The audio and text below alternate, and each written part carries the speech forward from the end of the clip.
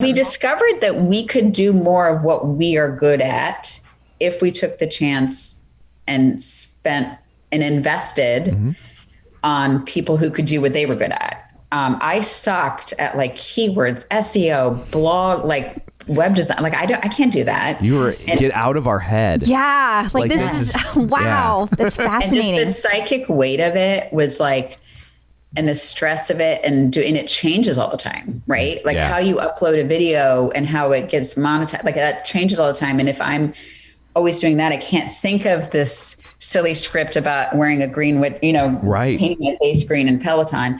So the timing of bringing on Sam right before right before everything shut down was like fortuitous as well. We didn't know if we could how long can we afford two full-time people? Totally. We were like doing the math and it was super scary. We're like, I think this makes it work, but because we had them, we could create more.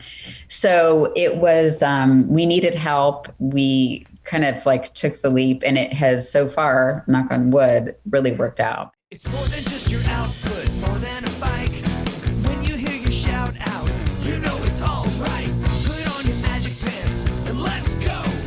We're cruising into the power zone. Clip in, set yourself free. Come on and take a ride with me. You know what you need to know and what's it all about. Everything you need, it's on the Clip Out.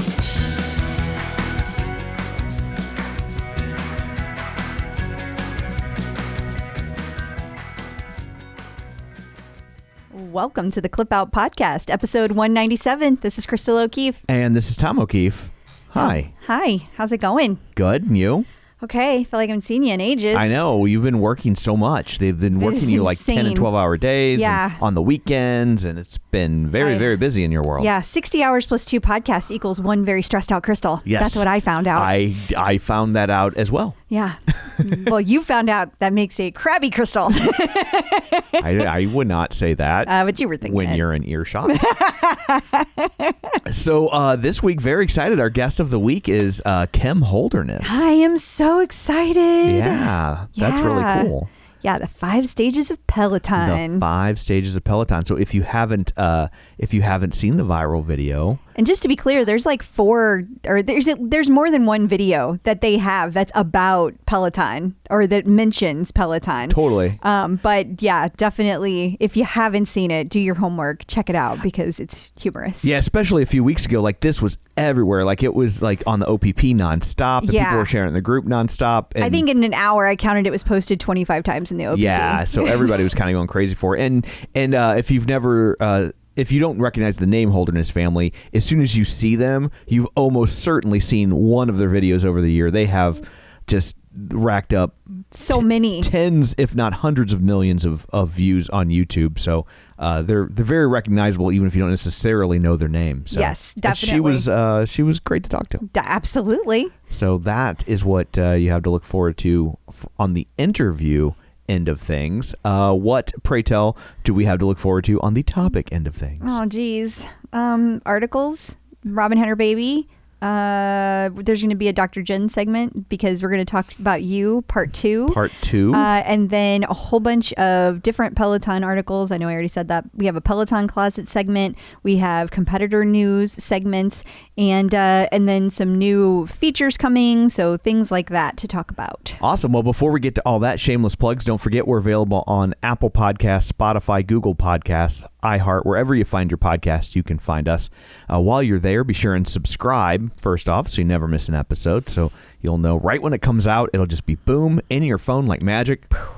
And you can also leave us a review so the people that come along after you know that maybe we're worth giving a shot. Yeah. There's always new people getting Pelotons, and one of the easiest things you can do to help the show, if you like it and you want to support it, is just leave a review or share it on your Facebook page. Yeah, or Twitter or whatnot. And you guys are so great. Thank you for all of the wonderful reviews that you've left. You're amazing. It's like at the beginning it was like I'll read the iTunes reviews, and then when I get caught up, I'll read the Facebook reviews. And we've never gotten we've yet caught to up. run out of iTunes reviews, so that's a good problem to have. Please, let's continue that problem. Thank you. Please. So this week's review is from Bermuda Mom. Oh, okay. And I'm already jealous. She says, "Well, you're a mom." Yeah. Oh, the Bermuda part. Yeah. Sure, that makes more sense. Definitely. I started listening to this funny and informative podcast about a year ago. My method was to listen to the new episode each Friday and sprinkle in the old episodes in between other podcasts throughout the week. Wait, there's other podcasts? It's shocking. Unaware of this, other than the one. I'm on one. Yeah. Sorry. I'm sad because I'm all caught up and I only get to listen to the funny banter between Crystal and Tom once a week. Aww. If you own a Peloton, this podcast is a must listen, and I highly recommend going back and listening to all the episodes to get an understanding of how this great company and its equipment have evolved. Also, the hosts and their guests are pretty great too. Aww. So what a sweet interview. Yes, and the leaderboard name is Bermuda Mom. So very nice. Well, I hope to see you on the leaderboard. I probably already have. There's a lot of people on the leaderboard these days. Don't know if you've noticed. Yeah. So thank you very much for that. Also, don't forget we have a Facebook page, facebook.com/theclipout. While you're there, like the page and join the group. The group is easier for you to start conversations. If you just post it on the page, just kind of, I don't know who goes and looks at that. I don't either. But in the group, besides us, people might see it. And even we forget. Let's be honest. It doesn't alert us on Facebook. It's so weird. I don't even know why they have it as a feature I don't anymore. either. So also our YouTube channel, if you want to watch these episodes instead of just listen to them, you can go to youtube.com/theclipout. So if you want to see Dr. Jenn's reaction to my big reveal last week, and trust me, you want to see it. You do. You can do that at youtube.com/theclipout and sign up for our newsletter where you get all the links and stories and stuff emailed straight to your inbox weekly, mostly at theclipout.com. So there's all that. Let's dig in, shall we? We shall. Breaking news. At long last, Robin Arzon birthed a child. She had her baby. It feels like she's been pregnant for it feels like it's been like 9 months. You know, it does feel like that. Actually, I don't think it has been that long for us. No, because she didn't tell us the day she conceived. Right. That would be weird. She actually announced in September. I don't remember the exact day. And I feel like based on some input that I got from Peloton Prophet that she actually might have had her baby about a week and a half, 2 weeks ago. Yeah. And that's what the Peloton Prophet feels. And that makes sense. Also because it's like, so People, as if you're watching People on YouTube, Magazine. You'll see it. People Magazine has had the exclusive photos and all that. So it's also nice to know the baby's name is Athena, and apparently her college has been already paid for, courtesy of People Magazine. And her full name is Athena Amelia Arzon, Butler. That is a lot. But I love that it's a triple A. Yeah. Triple A/B. She can get her. If her car ever breaks down, they have to come pick her up for free. They have to. So clearly they worked out a deal with People Magazine. Good for them. Yes. And smart going. Yeah. And I loved how timed everything was, because like the People Magazine exclusive came out. I posted it and it was like about 3 minutes later, Peloton and Robin both posted. Yeah. So it might have been a little bit like closer to 10 minutes, but I mean, it was pretty darn quick. And then everything started flowing. And look how adorable that baby is. She's beautiful. She's just beautiful. But like, that's not day one newborn. No. So there was a few days, which I don't blame her. Like, well, I am not. I'm just, neither do you, but I'm just saying, like, I am not like judging her for having a People exclusive and putting her baby in this. I just think it's so crazy. If you got some outfit that wants to pay you a ton of money for absolutely do it. But like, think about how crazy that is, that when we started this podcast, she was just a person who taught classes. Yeah. Now, she was an amazing teacher. I don't mean to take anything away from her, but like, she sure wasn't getting exclusives in People Magazine. No. And a scant 4.5 years later, and here we are. Absolutely. That's so amazing. Well, and then, speaking of that, just about, how things have changed in the world of Peloton.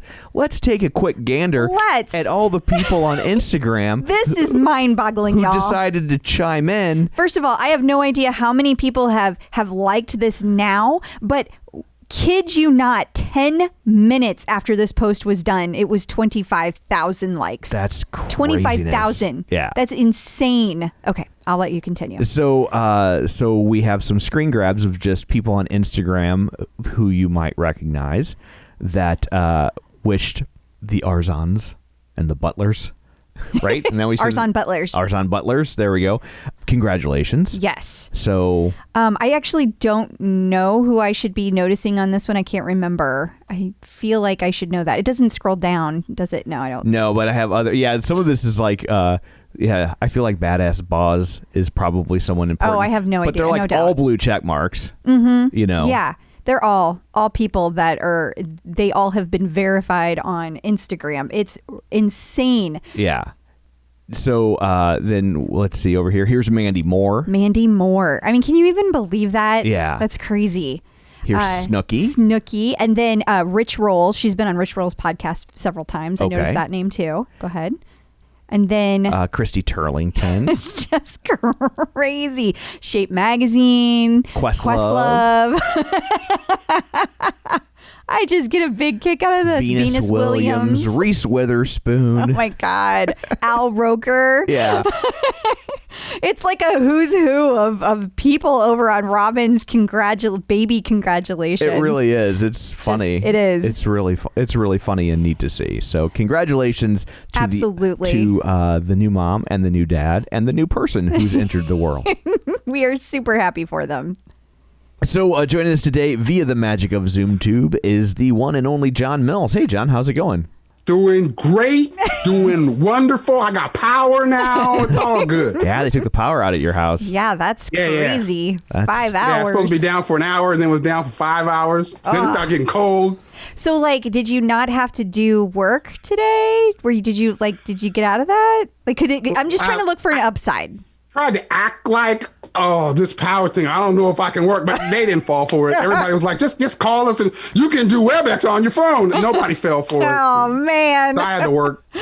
Well, then how long would the battery on your phone last? Right. Especially if you're WebExing all day. Yeah, it's got close. Yeah. But I made it. I know he's like, damn it. I made it. It worked the whole time. They were right. Son of a... So you posted this week about the 6th annual Profit Brand Relevance Index. We should say this is not the Peloton Profit. No, unrelated profit. Yes. They stole that from us before we came up with it, which was very rude. Yeah, totally. And I don't know if I'm good with this profit.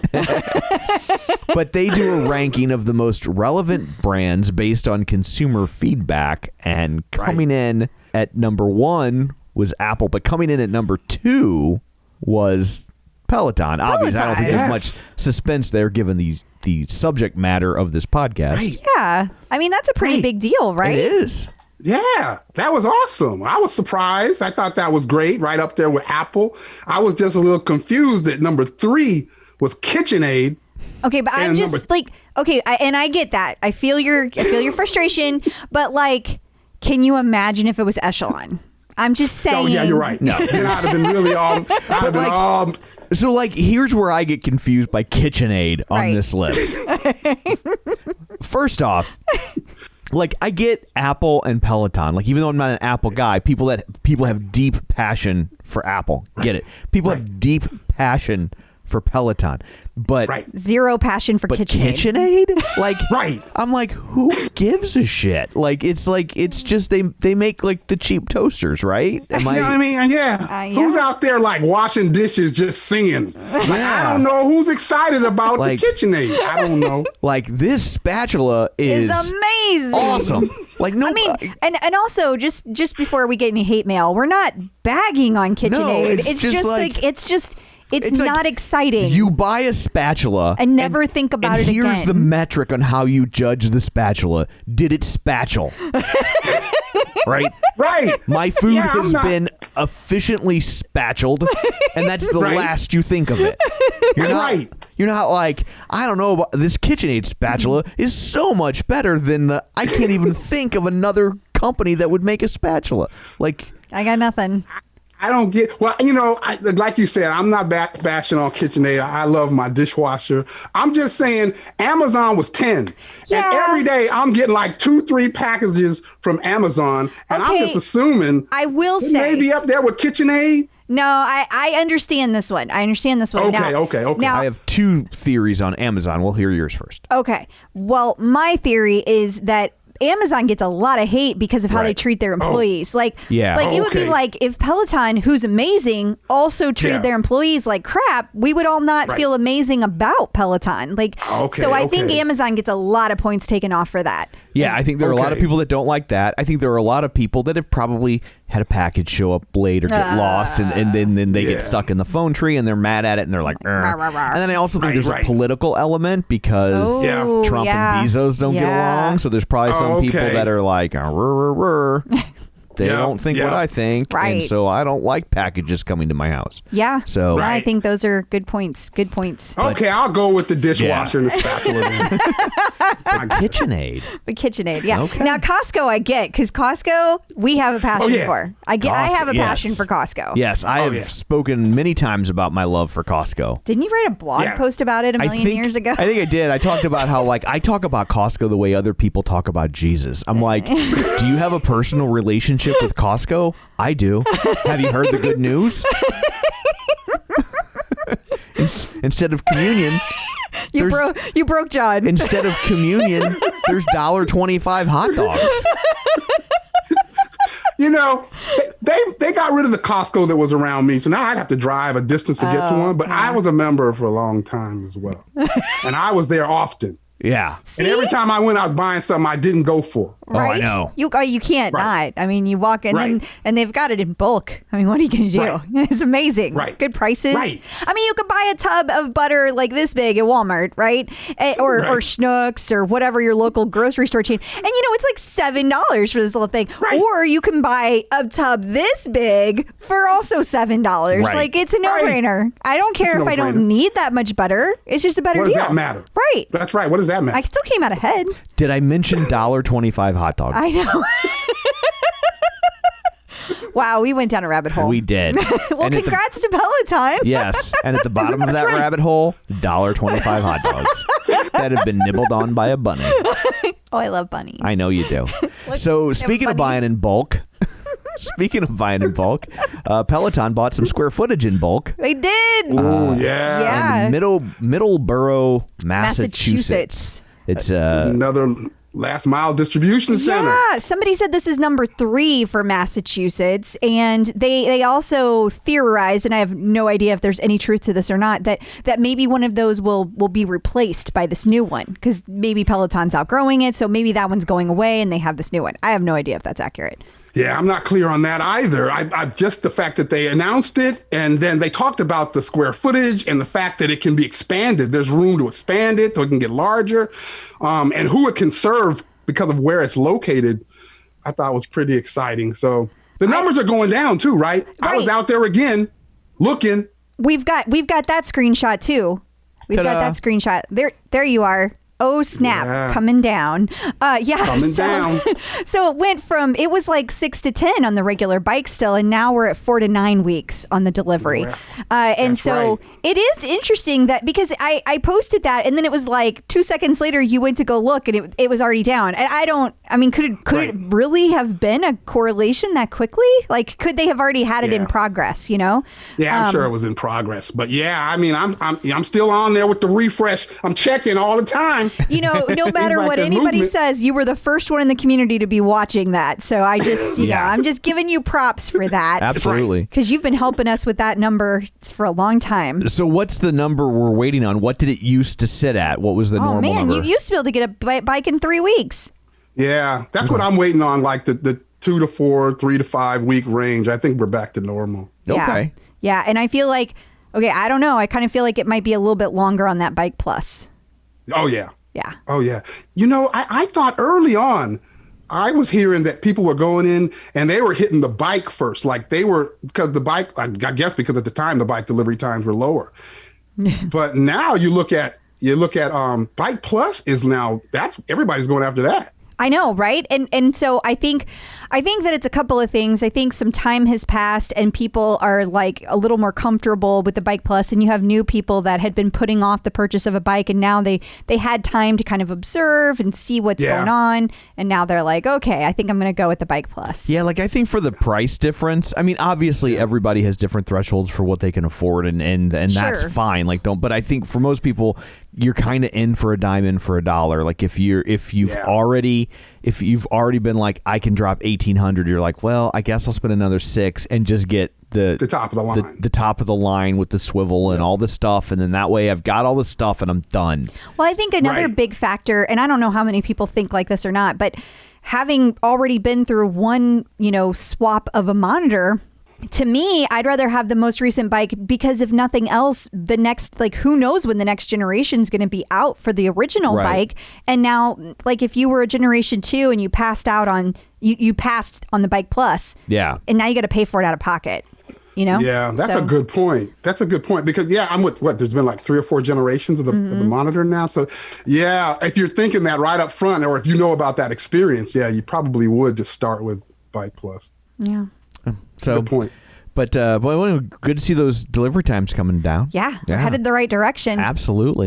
Well, I'll let you know if they change again. Yes, you will. You're on it, man. Because you're the time. When you have power. He's trying to buy concert tickets. That's right. Yeah. Well, that's right. For 5 hours, I couldn't refresh. We might have missed an update, John. Dang. We need to buy him a generator out of show funds. We do. Yeah. John needs a generator. We got to know. Stat. Connected to my laptop only. Right? Yeah, exactly. We can only get you a tiny generator. Yes. Well, thank you so much for joining us. Until next time, remind everybody where they can find your timely updates. They can find me on Facebook in my Run, Lift, and Live page or group. They can find me on Instagram, Run, Lift, and Live, or at runliftandlive.com. So there was another purge this week. Ooh, yeah. So it was a biggie again. And people, man, I have so much to say about this. First, I'll do the facts. Number one, it approached all instructors. Right. It touched all instructors that were still in the library. And it also meant at the end of it that almost everything from 2018, before 2018, is gone. There's a couple of rides that squeaked through, but not much. Yeah. So then I want to talk about the fact that people lost their minds again. They always do. I know, but here's the thing. Everybody thinks it's only their instructor. Right. And everybody thinks it was that their favorite was targeted. Every time. I mean, if I look at Robin's group, I mean, they were writing Peloton and demanding that their rides were put back. And then I saw the same thing over on Dennis's, I think it was Dennis Minnis. I don't mean to call any groups out because my greater point is not that you guys feel passionate, not that anybody feels passionate. Right. My greater point is that because they're people's favorite instructors, it feels like they were unfairly or more, they were impacted more. And I kind of feel like the other big thing that happens here is that people feel like Peloton needs to communicate this. Now, here's the one time I'm going to disagree with Peloton being more transparent. Because I don't care what rides they picked or if they gave you a 30 days heads up, everybody would still complain. Yeah. I know that everybody would still complain because it was, well, they shouldn't have gotten rid of this. And aren't they looking at the metrics? And why aren't they doing? Yeah, they are. They're doing all those things. Right. Guys, no one's taking rides from 2017, 2016. I'm not saying zero rides. I know some of you do it over and over, but most of you on the whole I will say I saw one complaint that I thought was valid. I'd love to hear it. For pulling a class, and that was they pulled an FTP class. And I know people like to go back and do apples to apples on that stuff. Yeah, that's true. So I think that they probably should work to try and leave those, because a lot of people, I know when you got to go back and take it again, people want to take the same thing. Yeah. So they, like I said, apples to apples. Yeah. And so I do think that they should try and leave the FTP classes alone, if at all possible. Now, one thing I do think Peloton should be transparent about is how they're choosing those classes, because I think that would help tamp down some of the frustration. But on the other hand, I also don't, because every time I come up with a theory on why it should be, somebody tells me how dumb it is. Right. Like, well, that's a dumb reason, and that's a dumb reason, and that's a dumb reason, which I'm not even saying they're wrong, but if all the reasons are dumb, you can't please everyone. No. And I think also there's an image thing at stake, right? Like they want the Peloton classes to look a certain way. And so part of it. They don't want the classes from 4 and 5 years ago because they don't look like that anymore. Well, I mean, I don't think that's all there is to it. I don't think it's all there is, but I think it plays a role. I think it plays a role. I think how many times people are going back to listen or watch those classes or use them. I think when you compare it to the number of the classes that are being used every day, I think it's a very small number. And but another thing that people are really upset about is that because whether you agree with the reasons or not, because of the timeline that they deleted classes from, the number of 45-minute rides has decreased. So in general, the population of 45-minute rides has decreased, and they're not replacing them as quickly as they were before. Because you got stacking now. You do, but that's not what certain people want. But I think that's the mindset from Peloton. We gave you stacking, so there you go. There you go. I agree. Anyway, lots of people mad. I hope, but they're, it's already calmed down. It's give them a few days. They're over it. Totally. That's the thing with these. It's like when a radio station fires a DJ. It is exactly like that. And they don't tell you that they're going to fire that DJ. Every once in a while you get one that retires. But for the most part, they don't tell you. You just wake up one day and your favorite DJ is gone. And the radio station, it's like Soviet Russia. That person never existed, and they never address it, and then you get really mad for a week, and then you get used to the new person, and you forget, and everybody moves on. So you get zero closure. Yes.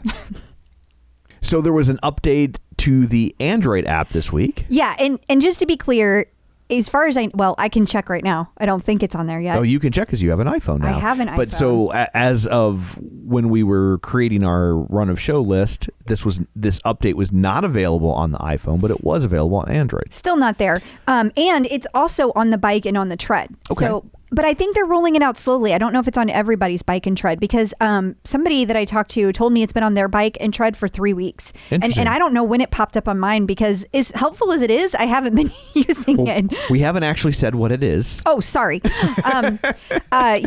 So what it is it's instead of having everything split on your schedule by strength, yoga, cardio, meditation, etc. for a given day, let's say you want to look at everything on Sunday, instead of having to flip from strength to yoga to cardio, etc., you can hit a button that says all, and it will show you everything that's live that day, which is how it used to be back at the beginning because they only had cycling and strength. So it was really easy. It's not that big of a deal.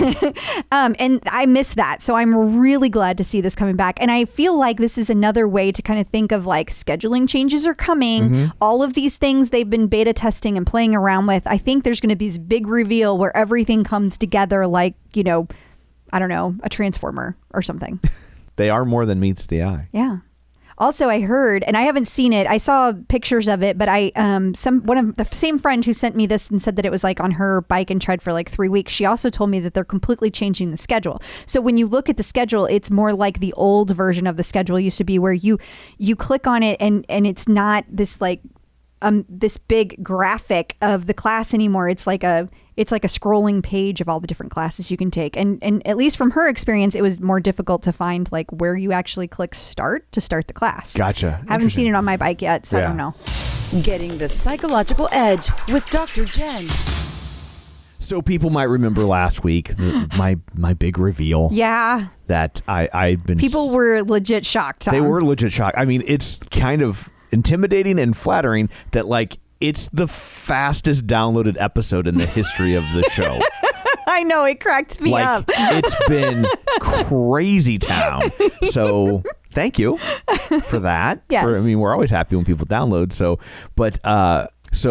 If you haven't heard that one, you might want to go back and listen to it. But I revealed that I'd been secretly using the Tonal for a little over a year, and Dr. Jenn was very impressed and surprised. Shocked. Really not impressed, surprised.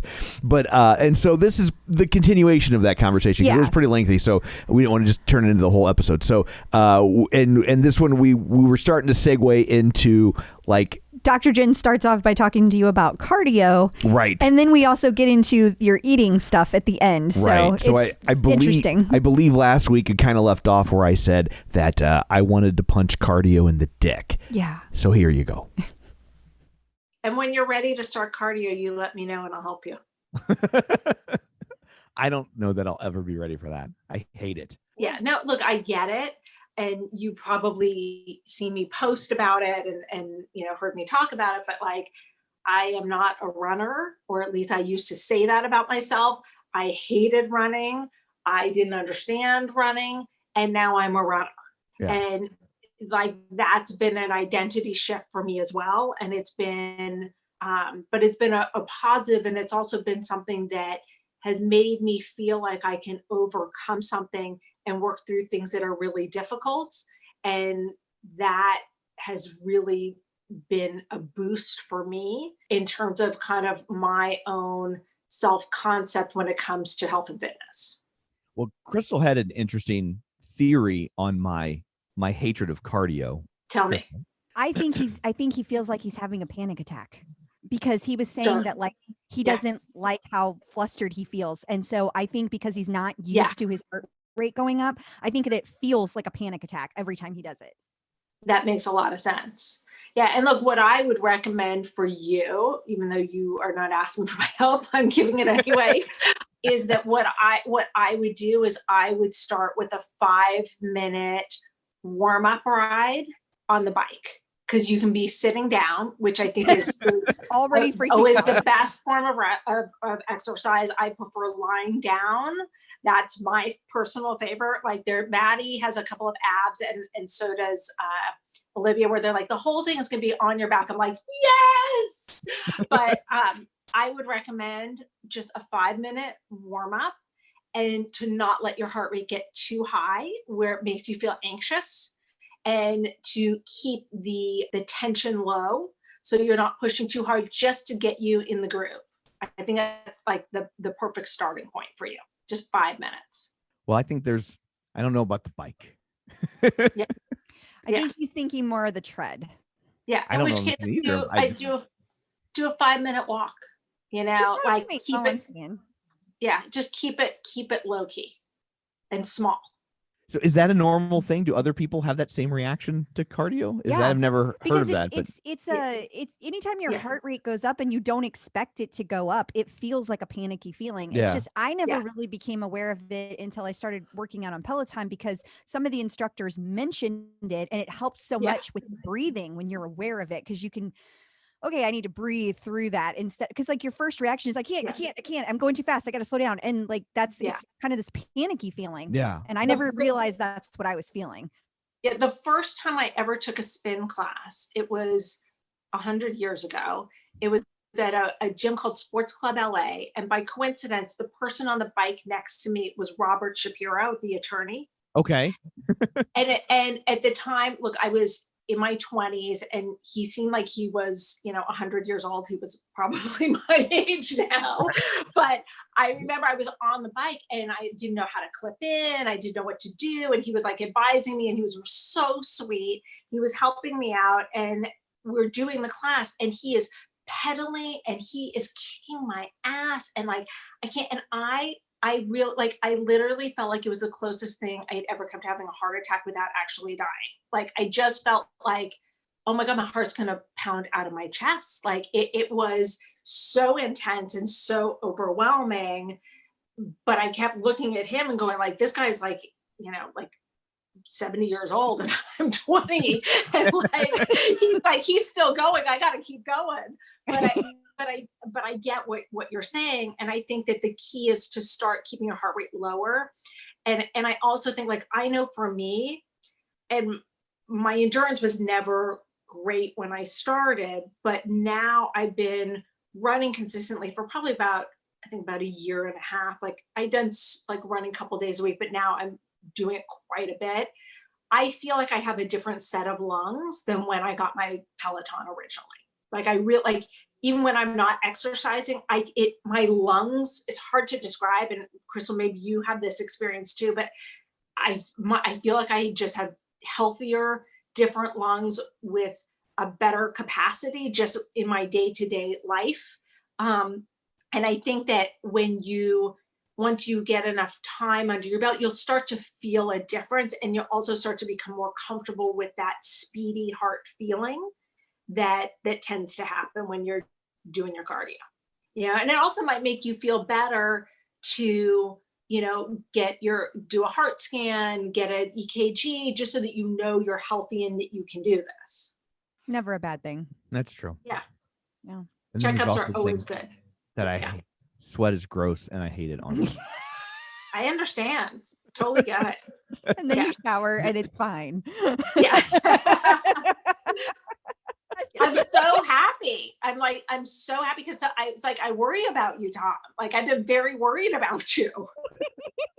I always felt like my lack of exercise was offset by the fact that, like, I don't really have a lot of other vices. I don't smoke. I really don't drink all that. I mean, 1 or 2 times a year I drink, but if that even.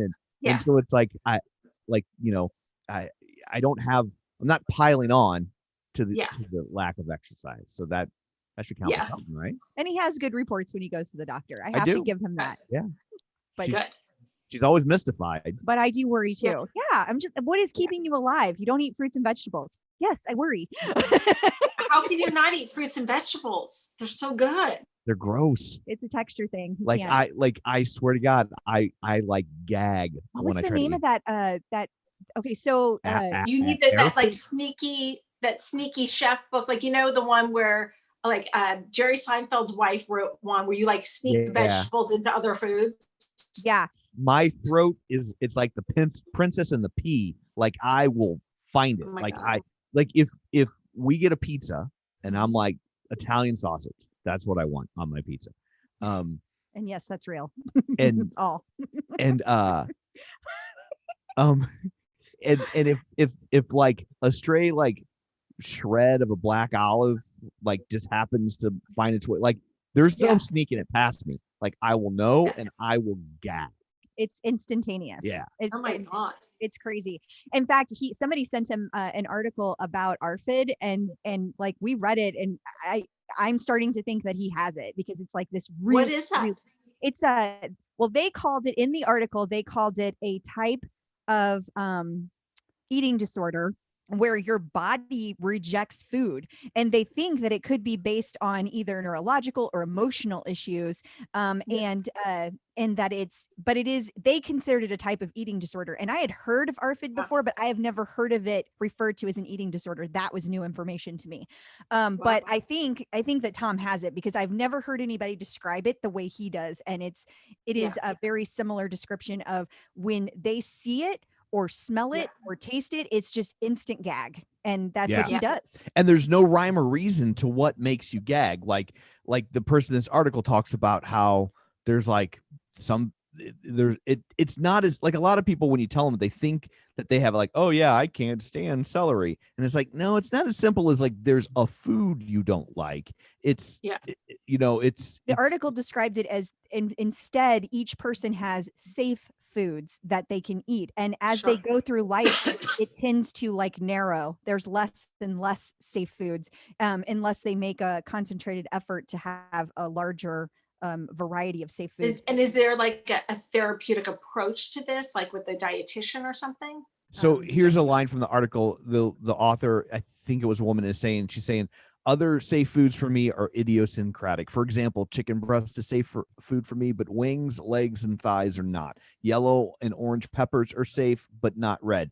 Dishes made with ground beef have a high chance of being safe, but steak or lamb chops are never safe. Most kinds of ice cream are not safe for me.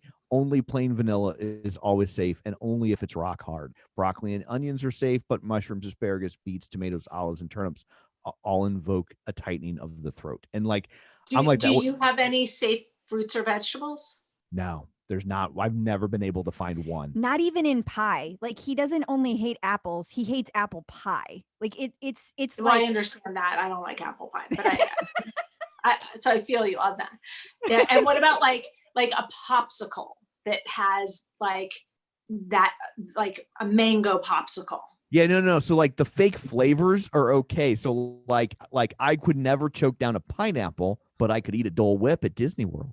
Okay. And, but could you have a pineapple bar that has real pineapple in it? Not if it was chunks of pineapple.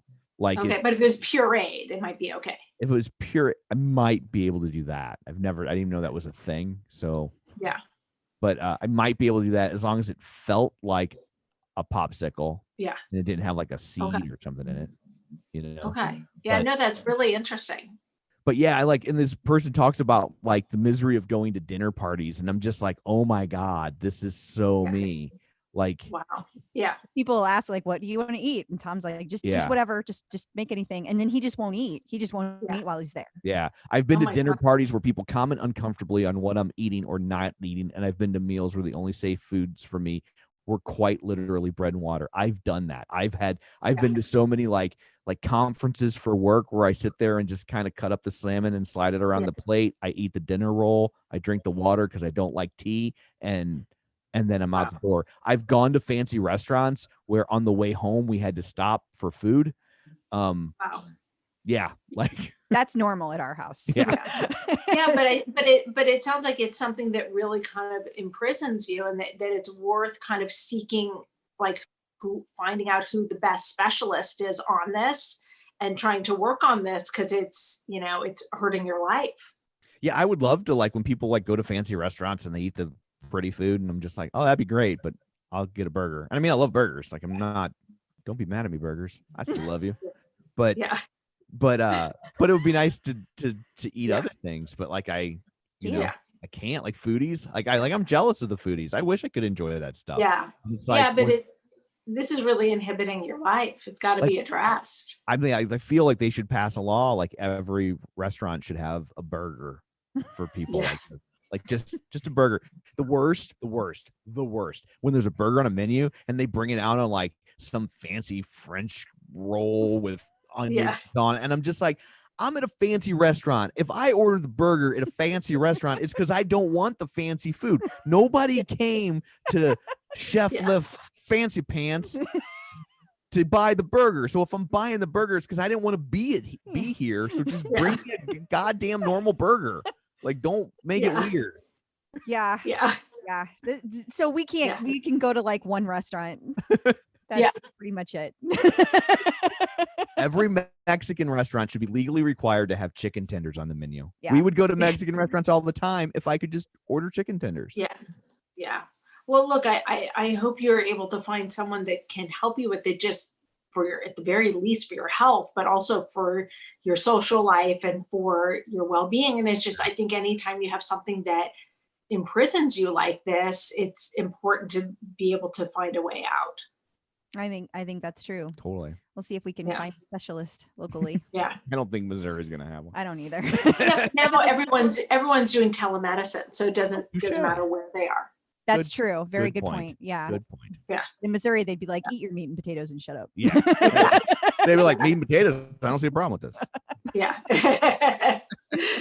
So there we go. The cat's out of the bag. Everybody knows everything. I mean, people know I'm a weird eater, but I think that was a pretty in-depth conversation about how weird of an eater I can be. Yeah. And I don't really like it. Like, I'm not just being stubborn. I don't like it. So, I know. You covered it. But so anyway, thank you for your patience and support listening to all that. And next week we will return with Dr. Jenn in her regularly slotted format. Yes. We will return to the normal. Peloton in the news. NBCnews.com had an article about black fitness stars and how they've been utilizing their platforms. And of course, you got to feature Peloton instructor in there. How do you not? And we got two. We got Tunde and Chelsea Jackson Roberts featured right there. And I know that Chelsea had an amazing quote in here. I don't know if you can find it as you scroll. If I see it, I'll yell out. Did she say like how much she enjoyed being on the Clip Out? She did not. Oh, that got cut from the article. Yeah, that part got cut. Yeah. But this article is all about like using their platform to do more than just exercise, and it's a pretty uplifting article. Yeah. So she had simultaneously, Jackson Roberts understands what her position means to young black girls who are watching. How dare I not use this as an opportunity to acknowledge my past in order to get rooted in this moment right now to make sure people who come here after know there's something here for them. Said so well. Absolutely. And she went in depth on that, on when we interviewed her just about what that was like being in a pretty white space that yoga has traditionally been, so at least in America. Absolutely. And so and so like if you want to hear more about that, you can go listen to our interview with her from a couple episodes back. More than a couple, but yeah, it's been a while. Yeah. But anyway, so that is out there, and if you want that link, it will be in this week's newsletter, so you can sign up for that at theclipout.com. And then on the heels of that, clickorlando.com, which they must be running out of web names in Orlando, if that's what they're going with. I agree. It's just, they might as well just called it F it Orlando. We give up. We can't think of anything. But they interviewed Adrian Williams. Yes. All about about how Peloton instructors, kind of a flip side of this coin. Yeah. How Peloton instructors are continuing their education beyond Black History Month. It's not just for February anymore. Yeah. And Adrian talked about how he has been weaving in his culture and his roots in those classes, but that like it's not just a one-time thing. It's not just for this month, that he always does that, and he sees it as an opportunity to grow. And they also included Tunde in this article, so there's quotes from both and good information about their classes and how they feel about teaching a Peloton. Pop Sugar had their weekly Peloton article. I know. It's like so many. Remember back when it used to be never? Yeah. And so they talked to Jess Sims, and she gave people a way to work out without weights utilizing their backpack. Yeah, I love it. It's a full body strength workout. It's quick and easy. All you need is a backpack. So you can get it done anywhere. So when we're allowed to travel again, you can do it right there in the airport. You can do it in the airport and look kind of weird, but you can do it. That's right. Sometimes you just need to move. Okay, sometimes I just need to move. If we ever get to travel again, maybe you can do that while you're on vacation instead of doing the tonal. Hey, I'm on vacation. CNET had an article that you can share with your friends whenever they ask you, should I get the bike or the Bike Plus? Yeah, and I think this article is not super exciting or anything, but it breaks everything down very well. And so for somebody who is considering which they should buy, I think this is a good article to send them. It breaks it, like I said, it just breaks it down very simply. Absolutely. If you're listening to this podcast, you're probably already a Peloton diehard, so there's not much for you in this article. But as your friends, as you know, more and more of your friends are like, I'm thinking about finally getting one. And when they ask you this question, Bike or Bike Plus, here's a way for you to do it. Send them something where you don't got to type it all out yourself. For sure. Just send this to your lazy friends. We came across the We Got Goals podcast, and they are interviewing Jess Sims this week. Yeah, episode 225. They interviewed her, so they got a nice in-depth interview. And not only do they have a podcast, but you can also check it out on YouTube. So whenever we send out the newsletter this week, we will have links for both. And I love these kind of interviews with instructors because it gives you all the in-depth information, and they speak very frankly and just, what's the word I'm just kind of frankly, you know, like just candid. Candid. That's the word I'm looking for. And I love that. John Mills found this article. It's from Parade Magazine, and it's a list of the 25 best 20-minute Peloton rides. So if you're looking to, and then featuring a picture of someone not on a Peloton. Now, they could be an app. Well, I would also say, keep in mind that Peloton probably did not okay this article. Sure. So they didn't send them the images, like the imagery. Yeah. So this is probably just, they went to stock photos and just went like spin bike. Right. And then Mad Dog sued them. Right. But I thought it was interesting. John Mills also pointed out that he was like, you didn't get a hip hop ride mentioned until like one of the last 5 classes, and he was like, why is that? And I was like, again, it's Parade Magazine, so like this is an insert in your Sunday paper, so the readership's gonna be a little older. Yes, definitely. Yeah. But it also shows you how popular Peloton is getting. Once again, this is what the 3rd article that we've seen from Parade Magazine about Peloton. So. Yeah, and like you said, that goes to people who that goes to the older generation, and I find that fascinating because like My parents have nothing to do with technology. I know there's a lot of people over the age, like the age that my parents are, and use it. And I think that's amazing. Sure. But I think that it really shows how it's spreading. Yeah. And I also think that because of the pandemic, there's probably a lot of people that, you know, older that wouldn't necessarily embrace technology like this that are kind of coming around on it because they don't want to go outside. They don't want to go outside. So that's or their they option. Couldn't go outside because of the weather. Right. So joining us once again via the magic of ZoomTube is Tori from Peloton Closet. Hi. Hi, good morning. Good morning. So let's see. We were chatting offline and I was talking to you about the Peloton warehouse sale. And we got to talking about other sales that are out there. So I know that kind of took you down a rabbit hole. Tell us about that. Absolutely. Thanks so much for bringing up a topic that I think affects all of us, or at least, well, most people who love clothes, who love stuff, which I think is a lot of humans. People love stuff. People do love the stuff. People love their stuff, right? So, and I think there's something about human nature where we get really excited about stuff we love when we see it at what feels like a bargain price, that super low price, heading into that warehouse sale, a sample sale, any kind of sale. So I wanted to talk about sort of some tips for those of us who need a little help maintaining our equilibrium and our ability to make good decisions. Why are you picking on me, Tom? Why are you picking on me? How many leggings you got? Shut up. And you know what? I think it's great to have a lot of leggings, but it's not great when you end up buying a pair of leggings that was 50% off and then they don't fit your style. Maybe they don't actually even fit you. And you got sort of seduced by that low price model. And so I think it's really going into those situations and with a plan. What are you giggling about, Tom? I was just thinking that I do get seduced when your leggings are 50% off. Sorry, Tori. I have such an inappropriate joke I could make right now, and I'm just not going to. So, anyway, going to use a different word choice next time. I'll figure out a way. It's what I do. All right. Anyway, so moving on back to shopping, my favorite topic.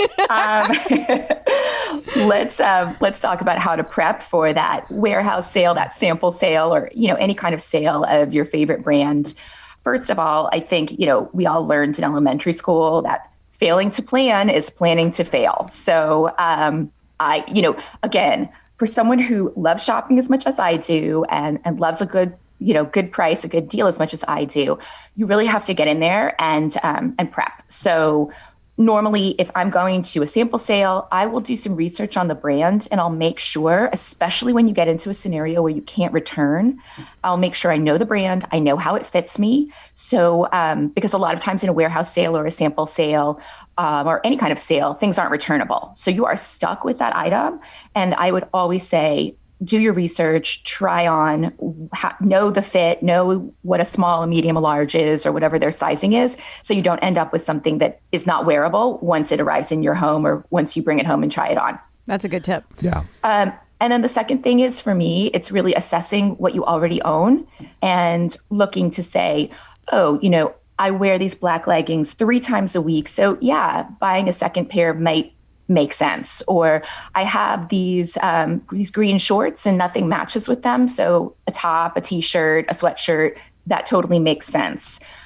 Versus let me grab this hot pink thing that's 60% off and will have no place in my personal style or my personal taste. That's especially for Tom, because I just don't want you in hot pink. Yeah, I'm gonna second that. I don't really want to see you in hot pink either. But I have a question. Cody had a great pair of hot pink shorts, but I just don't see that look for Tom. Well, it works. It works for some people. Yeah. The earth tones work better for you.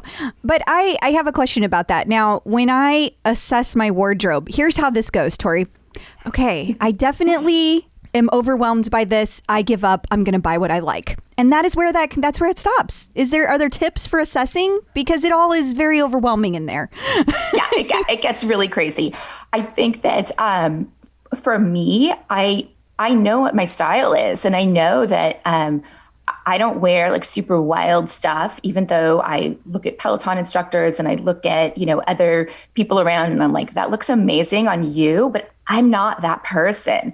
And I think it's just sort of accepting who you are and what looks great on you and what you're comfortable with. Because if, Tom is an earth tone guy, then a royal blue, tank top is not going to be something he's actually going to wear, even though it was $5. That's true. So he would never wear a royal blue tank top. No. Yeah. I would never wear a tank top. I know.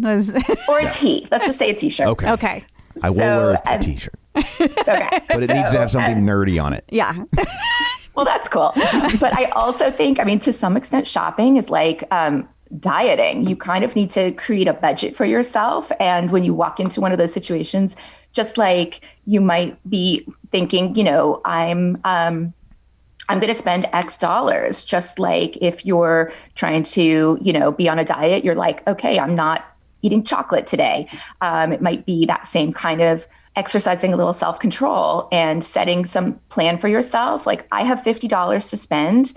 I'm going to spend $50. If this thing doesn't fit in my $50 budget, I'm going to make some choices. And kind of walking in and telling yourself that helps me to, again, maintain the ability to make good choices, to not purchase something that isn't in my personal style, and just to get lured by that low price point. But sometimes sales like this, like they're kind of high pressure, right? Like you feel like, especially like being at that warehouse sale. That Peloton sale.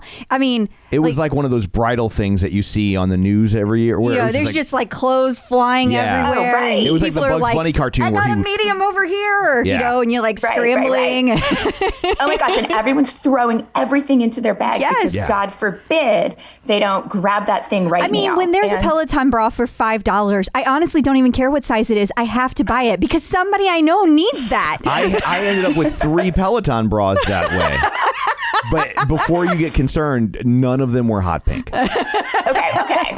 Well, that's at least a start. And you know what? And I think that instinct to throw something in, it brings up another point. Always check sizes when you are in one of those scenarios. I have come home where I was shopping in, my own size, and something was mislabeled because it's hectic, it's chaotic. And I've come home with I came home with a sports bra that I think was intended for a child. Because it was in my size. And so I just assumed without double checking the label, which, bad on me, I've learned.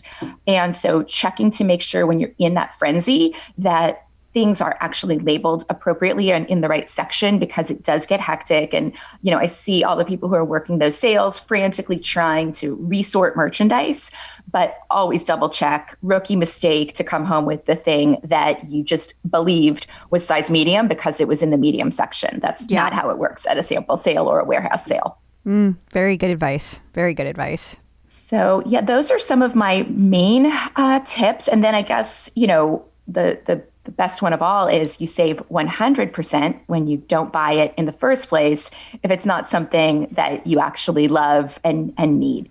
So. Okay. So go into this with the mindset of what you actually need and double check the sizing, and then make sure that it's something you actually want before you buy. Yeah, absolutely. And you know what? And I would just say, don't be a jerk. Don't grab everything just because it exists. Crystal, I bet you're, and I'm not saying you were a jerk, but I'm saying I bet those 5 friends of yours, maybe not every single one of them was actually praying Crystal will come home from the sale with a sports bra for me. So, I would just say moderation and Okay, in my defense, it was the last day of the warehouse sale, and so by the time we got there was not much left. It was pretty picked up. Yeah, but it's if you ever go to a Peloton warehouse sale, if they ever have them again in person, the way that it works is it starts at a certain percentage when they open, and then the percentage goes up throughout the weekend. But the downside of that is there's less left at the end of the weekend. But the lines were literally wrapped around the block. There was no way to get in before we did. It was hours in line. And I can't even imagine what that would look like if they tried it today. No, I can't either. not even because of COVID, but like if everything was back to normal, like just how much more popular they are, it would be a madhouse. Yeah. But I think ultimately, sale or no sale, don't be a jerk is a good piece of advice. That is always a good piece of advice. Never go wrong with that one. Yeah. Never go wrong. I think all of your advice was good. Yeah. I know in the heat of the moment, I have a lot of trouble following that advice. So I think I need you to like prep me if we ever get to go to a warehouse sale. I'm going to have to like have a whole talk with you. You know what? I want to be standing next to you in line when we're going to that next warehouse sale, and we will help support one another in making good choices. I love it. I love it. Awesome. Well, thank you so much for joining us. Until next time, remind everybody where they can find you. Yeah, absolutely. So I am on Instagram, Peloton Closet. I am on Facebook, Peloton Closet. Let me shout out the Reddit community. I love the Peloton group there, Peloton Closet, and website Peloton Closet, and really low on the leaderboard, guys, like at the very bottom, riding as Peloton Closet. Awesome. Thank you. Thank you. Checking out the competition. So Peloton is always involved in a lawsuit. So here's this week's update. It looks like Echelon has tried to slap back at Peloton about their patent infringement suit. And from what I can gather from reading this article, they're basically saying that you should have included it in this other suit and you didn't, and so now you're trying to like sue us twice for the same thing, but it got dismissed. It did not get dismissed, but the first one I think they reached some sort of agreement on, but they were saying this one should have been in that, but it doesn't sound like they're going to get a lot of traction on it from the tone of this article. Gotcha. So that sounds about right. Yeah, so we shall see, but suck it, Echelon. My favorite line from this article is the very last line of the article. Wait, no, it's not. Additional reporting by Mark Yes. Oh my God. What a zinger. Take that, Mike LaSousa. No. It says, it's a quote from Stephen N. Feldman, lead attorney for Peloton, and he said in a statement to Law 360, which is the website I got this from, while the motion lacks proper basis, Echelon's continued efforts to avoid responsibility for its clear infringement are at this point unsurprising. And then zing, Stephen Feldman. Counsel for Echelon declined to comment. Yeah, because they can only comment if someone says it for them first, and then they can copy it down. And then Tonal announced this week, thought this was really interesting, that they're partnering up with Nordstrom. Yeah, they're going to open shops in 40 Nordstrom stores across the country. So it's going to be like a tiny little Tonal shop in the women's fitness area. So it's a really good cross promotion for both of them. Yeah. And I love how it elevates both of them. And I really love that. Yeah. And they said that, I guess, the Nordstroms, or if you're my mother, Nordstorm. My mom would be like, yeah, it's under the zinc, honey. Yeah. That they've started expanding their athleisure wear department, and it's gone very well for them, and so they're looking for things to draw more people into that department to sell more, and so they figure if they can sell you a Tonal, they're going to sell you leggings to use while you're wearing the Tonal. And I thought it was fascinating, and this puts them in a lot of the same malls that you see Peloton in. It does. Because Nordstrom's going to be in an upscale mall. Absolutely. And not only that, but you can actually try the Tonal. Right. And I think that's a big barrier for a lot of people. I think it is too. It's not an inexpensive machine, especially. Just like Peloton. Right. But it's even more expensive than the hurdle people had to get over on Peloton. So I think there's going to be a lot of people that are going to go check it out. And so I've heard from a lot of people that are buying this week. I don't know if it was your announcement, this announcement, the stars aligned. Be sure and use promo code the clip out at checkout to save $100 off smart accessories. Yes, please. Peloton is gearing up for Women's History Month. They are. And when they first posted this on their blog, they talked about that there was going to be a whole bunch of surprising music in store this month. Yeah. And then they followed it up by the next article that you have there, Tom. And they started with Megan Thee Stallion. That's how they're kicking off Women's History Month. Like a hottie. Like a hottie. hashtag like a hottie. Actually, I think it's hashtag work like a hottie is how they did it. Is that how they did it? See, I can work hashtag like a hottie. I feel so old. I can honestly say I've never heard a song by her. Neither have I. I know the name, but I don't. I know she is like super amazingly popular. Absolutely, But that's all I know about her. Same. That's all I know is that she's very popular, and I'm too old to know. This might be my great moment to check it out. That's true. It worked for Lizzo. It did. The Peloton Mother's Day collection is up, but only in the UK. Right, because Mother's Day in the UK is in March. Right, it's Mother's Day in the UK is linked to Easter, and so it's celebrated on the fourth Sunday during Lent, so it moves around a lot. So it's not necessarily always in March. It could drift a little bit, but their Mother's Day is different than ours, and they also call it Mom's Day. I don't know if they do or not. I'm just making that up. Well, I don't know if they do or not either, but what I do know is that in this collection you can get a Peloton mom shirt, and that's pretty awesome. And so I am hoping that we will see the same collection, or at least a variation on it, whenever we have Mother's Day here in the United States. That seems like a safe bet. I mean, we've had amazing Mother's Day collections before, but it's never been this large. Like this is the largest I've ever seen. So gotcha. Definitely have my fingers crossed. Somebody reach out to Tom if it goes live. Tell him to hurry up and buy stuff right then. So I don't have to. It's weird to buy Mom's Day for yourself. Yeah, but it sells so fast. And I don't know what you want. I don't know what your sizes are. Never mind. I'll just do it. Okay. And then just send me the bill. Okay. And then finally, Beck's Beasts are doing a virtual half marathon on April 10th with Beck's. They are. And I was going to pull up an email, but I can't because my email has been taken over by a video that I don't know how to turn off. I don't know how to turn this off. X. I finally got it. There you go. I think it's the X. The X. You think that's it? Yeah. Okay, so I got an email about this, and it's okay. So there are two ladies that are kind of spearheading all of the information about this. We have Divya Harrison and Megan Dermody, and this virtual half marathon is going to be on April 10th. It's for the Virtual Women's Run Series. It benefits Girls on the Run. It can be run at any time, but it does have to be on April 10th, so like any time of day. Gotcha. And then they think that some people are going to run on the tread, and some members are going to run outside. They posted about it, kind of just like, hey, is there any interest? And there was a tremendous amount of interest. Awesome. They have 225 members registered. Some people are doing a 5K only, 10K only, or a double, a half and a 10K. There's also, that's just the number with Beck's Beast. They also have teamed up with Andy Spearheads. They've registered under their own team, and the race director is like thrilled that this is occurring.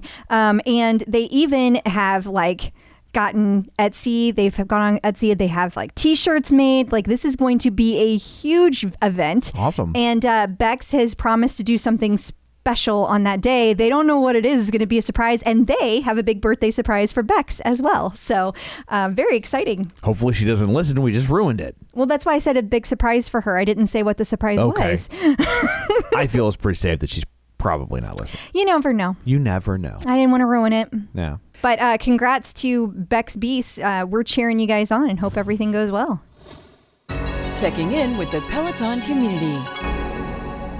So joining us today via the magic of ZoomTube is Kim Holderness. In 2013, Kim and her husband Penn published Xmas Jammings, a seemingly innocent video Christmas card intended for their immediate family. And overnight, that video went viral back before that was scary. And they've been making goofy videos ever since. If you listen to this podcast, you've almost undoubtedly had your social media feed taken over by their video, The 5 Stages of Peloton, starring today's guest, Kim Holderness. But real quick, just to back up, she's more than just silly videos. Before Holderness Family Productions, she worked as a correspondent for Inside Edition, as well as a television news reporter. In 2008, she began her own business, Green Room Communications, which is now part of the digital marketing agency Walk West. She's most recently co-created a health and wellness on-demand course. Ladies and gentlemen, and all points in between, Kim Holderness. Hi. Hi. Hi. Hi. Thank you for that introduction, and thank you for having me. Oh, thank you. Thank you for joining us. Super exciting. It's weird to see you in real life. Yeah. Like I just keep seeing that video over and over and over again. So sorry about that. No, you're not sorry about that at all. Well, here's the little secret about me. I'm very much an introvert, and I obviously it benefits like when a lot of people watch your video, right? Sure. But when something goes viral, like you said in the intro, like before it was a bad thing, and when it gets posted on other people's pages and it takes on a life of its own, the little community we have online, it's like safe and wonderful, and everybody's so supportive. And I try to answer as many comments as I have, and I love that environment. When it goes other places, right, like this video did, you're not as safe. It's not as safe and cozy. Totally. So I don't always love it when stuff goes like crazy viral. I'll say what you're not willing to say. That's when the D-bags come out. Oh my God, so many D-bags. Yeah, like it's so many. What could people possibly say that's negative about that? Well, this video, it's so funny. When it goes to other people's pages, I don't know. And I don't look. I learned the hard way not to do that. Amen. But, it is 2021. People are gonna find a way to like have something negative to say. Yeah. And because I'm a middle-aged woman, oftentimes it's my appearance that people get consumed with. Like I've gained weight, or I've lost weight, or I need Botox. Or by the way, I get Botox like once a year and I'm not getting more. So like it's 2021. Yeah. How do you deal with that? Like, seriously, I get so consumed with like when people say anything negative, I don't even see the positive. How do you deal with that? I don't deal well. I'll just be real transparent. My husband, I call him a human golden retriever because he has this way. He's like Teflon when that stuff, he's like, somebody says something about our videos. He's like, yeah, they're right. They are cringy. It's kind of terrible. Like he can just like, and then, oh, what do you want for dinner? And that's all it is. Oh my God, that's you, Tom. It's similar. I always tell her you're not popular until people don't like you. Right. And I will say this is that the community, like on our page, it is mostly positive. That's why it's there. But I tend to, if there's one negative comment and 1,000 positive comments, I will of course zero in on that. And yeah, it's not great. It's not good for my mental health. None of it. And it's not important. And it's, somebody with a weird screen name who's, probably had something going on in their life. So yeah, I have no wisdom to impart on you except for it sucks and I still hate it. It's just an occupational hazard. Well, it's nice to know that, even you with all of your views and all the people out there that like it affects you too. Like you're Okay. Yeah. I mean, you figure if 1% of the people are D-bags and you go from 2,000 views to 200,000 views to 2 million views. I mean, that's just more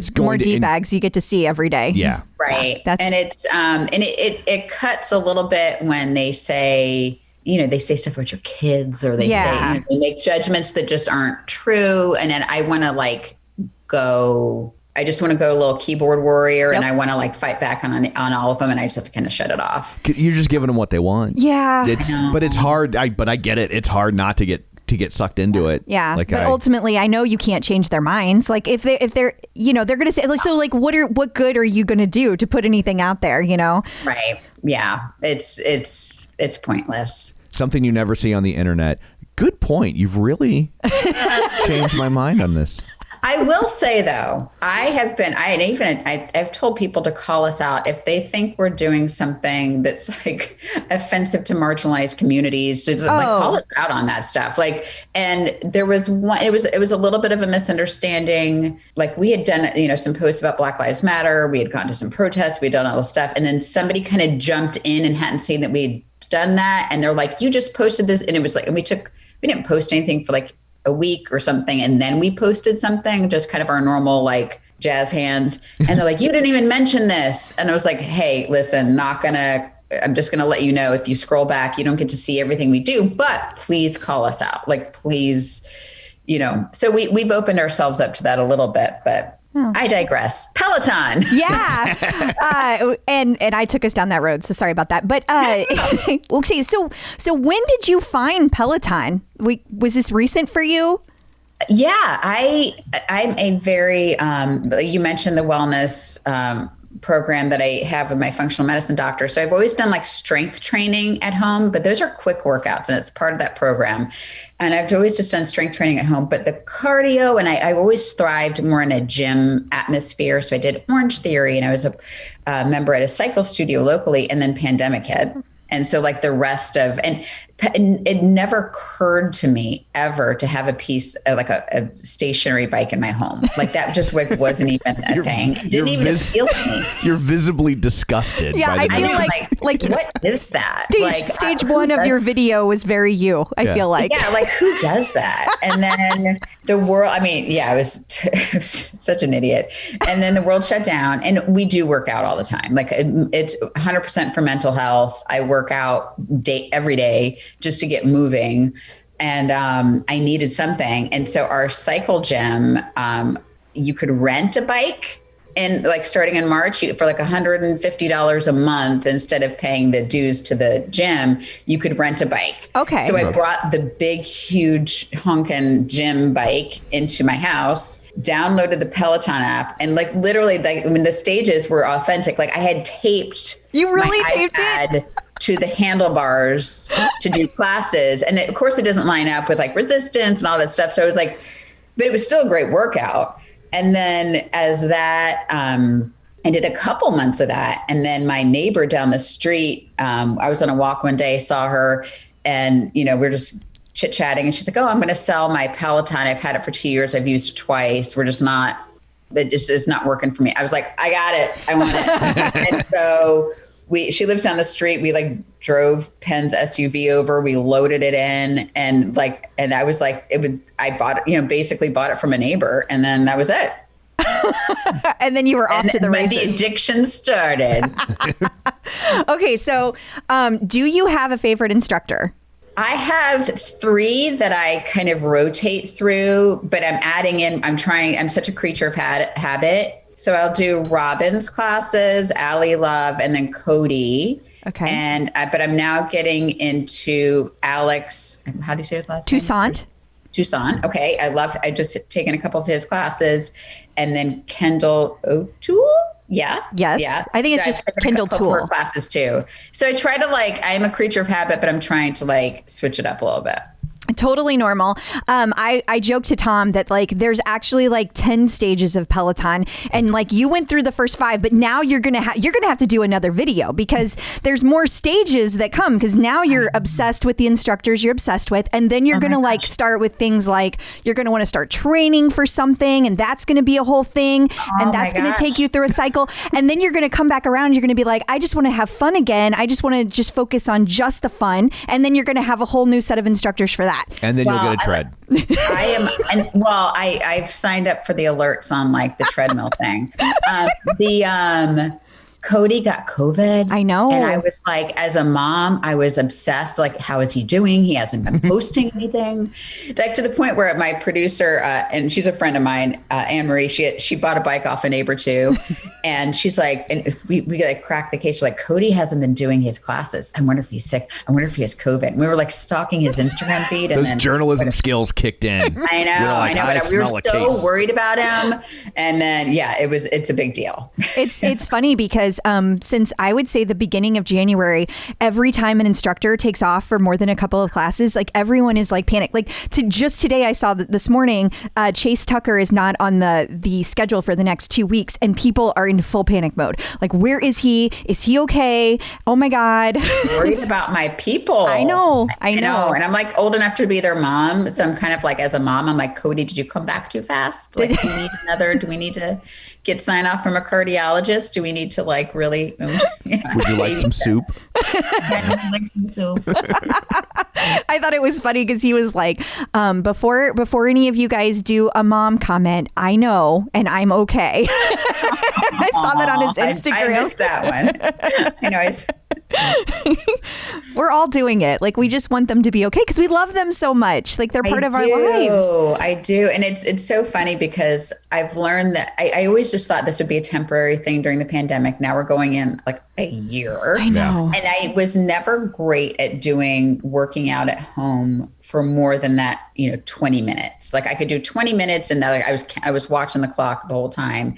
And this has been great. My husband, he did a few in the beginning. Like I bought him the shoes too, and he did a few in the beginning. And he is so competitive that he saw the leaderboard and he thought like he needed to win. Oh. So he would, first of all, I'm like singing half the time. Like I turn that off. Like I don't even pay attention to any of that stuff. So I think I'm like, maybe I'm last. I don't know.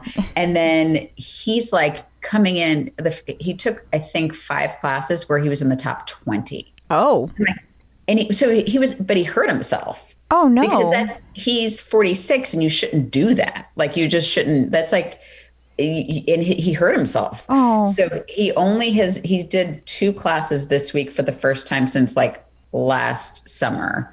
And he's like, I took it easy. I was like 4,000. I was like, how many? He's like 120,000. I'm like, what? No. So he's promising, he promises me he's going to like, just take it easy, go slow. I've encouraged him to like, just not even look at it. Does he know that like every bike has a different like configuration? In other words, like assuming you have the regular bike, not the Bike Plus. Just the regular. Yeah. Okay. So assuming that like every bike has a different calibration. So like if you were not apples to apples, you could do the ride on your bike and do the ride on my bike and have a completely different output. So like that's why you cannot go by the leaderboard because and there are people like the aforementioned D-bags that they literally go in and jack their bike. They jack their bikes and how do you? First of all, this is all new information. Yeah, I totally understand. This is like stage 6 Peloton. I did not know that. But also, like, I don't pay attention to that, which makes I'm glad because there are rides I'm like, this is all I got. Yeah, and I'm like, if I'm making it like to the halfway, like half of the top half, totally. Like, I'm like, I win. Like, high five me. Yes. Absolutely. So you can jack your bike up? Yes, you can change the calibration to it, and you can make it steroids. Yeah, is that what they're doing? There's some sort of injection you can put in your bike. There's a calibration kit you can get for your bike, and so the theory, the idea behind the calibration kit was because sometimes they become too hard. Like if there can be something that goes wrong with your bike over time, and maybe it's a little bit off, and so the whole idea of the calibration bike is to just fix it. But people sometimes take that too far, and they will calibrate it in such a way that makes it super easy. And if you watch people's videos, you can even see it. Like there are times that people are like leisurely riding, flipping their hair, and like they have like a 400 or 500 output on their screen at any given time. So like you cannot go by the leaderboard. So you need to tell your husband that because he needs to know. And he needs to know. Okay. Oh, cute puppy. Hi, puppy. That's my puppy going to say hello. Hi. Yeah, she just sits there and watches as I'm on the I feel like she yawned. I'm like, is that a comment on the show? Is your dog a D-bag? Is that what's happening right now? My dog is such a D-bag. She just sits there and judges me all day long. But the other thing in terms of like not getting too focused on the leaderboard for real is he also needs to remember that there are legit professional athletes in these classes now. They're NBA players, NFL players, Major League Baseball players. Like, so I mean, yeah. Yeah. He's like a 46-year-old CrossFit guy and he does not need to be, but he's so competitive. Yeah. And so I cannot wait to tell him that like this is not apples to oranges. Like it's not everybody's on the same playing field. No. Yeah. And if it drives him crazy, you can always get the Bike Plus because the Bike Plus auto calibrates and then it takes that out of the equation. And now everybody with a Bike Plus evens the playing field. Everyone is the same who has a Bike Plus. If you have a Bike Plus. Yes. Oh, yeah. See, and he's also competitive and cheap. So I don't think we're getting the Bike Plus. Okay, gotcha. I hear you. But that's why when I'm like, oh, the treadmill, he's like, we can go get a treadmill down at Costco and put that. I'm like, no, we're not doing that. We're not gonna. We're gonna wait to get the Peloton treadmill. But you need the jump buttons. You need the jump buttons. They're amazing. Plus, you're already paying for the subscription, right? So, like, you might as well just get the one where it's baked in. Yeah. There's something to be paid. There's something to be said for convenience. Yes, we're not on commission. That's my line, and I'm sticking to it. Yeah, you stick with that. I like that. Okay, so I'm curious about all the videos you do. I was reading on your website, and it says that like sometimes you guys work with brands. So that made me wonder, like, obviously the Peloton one, it sounds like that was like totally organic. That was based off of real life. How do you decide when it's a real life video or like you're helping a brand kind of like take it to the next level? How does that work? It was interesting because normally brands will approach us, and I feel very lucky in that to be there, that like brands will come to us and want to work with us. And sometimes it's a good fit, sometimes it's not. Sure. And our kind of family rule is we only really work with brands where we love this product. Like it is something we love and that we would suggest to a friend, and it would like make your life better because I'm telling you about it. Peloton was not an advertisement for Peloton. And I think that was some of the D-bags who came out. They're like, this is an ad. I'm like, no, legit, this is the opposite of an ad because we pay them. Like I am paying for the service. Like I bought the bike. But then the Peloton social media people reached out to us through Instagram. They're like, and I was a little nervous because it's not like we were 100% complimentary, and especially in the beginning. They're like, we have all seen the video. We think it's hysterical. Can we share it on our channels? And typically we don't always do that because it was back to that original thing. Like when somebody else's posts our video, it doesn't always go great, but we're like, you know what?